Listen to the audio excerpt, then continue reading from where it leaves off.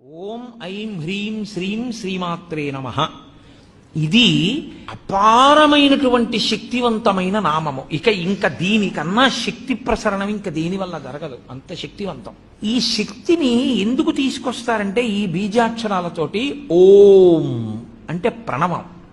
ప్రణవము మహత్వాన్ని చెప్తుంది. అసలు ఈ బ్రహ్మాండంలో నిర్గుణమైనటువంటి పరబ్రహ్మము నాదరూపంగా రావడం దగ్గర నుంచి ప్రణవం చెప్తుంది. అందుకని మహత్వశక్తికి అంతటికీ కూడా ఓంకారము ప్రతినిధి. అలాగే ఐం ఇది కవిత్వ శక్తికి ప్రతినిధి. అలాగే పటుత్వం కలగాలి అంటే హ్రీం. అలాగే సంపదలన్నీ కలగాలి అంటే మనం చెప్పేటటువంటిది శ్రీం. ఇవి నాలుగు చెప్పి ఇవి ఎవరి వల్ల వస్తాయి? ఇవన్నీ కదలికలకి సంబంధించిన విషయాలు. ఇవన్నీ ఆదిశక్తి వలన వస్తాయి. అందుకని ఆ పరదేవతని పిలిచేటప్పుడు ఓం ఐం హ్రీం శ్రీం శ్రీమాత్రే నమః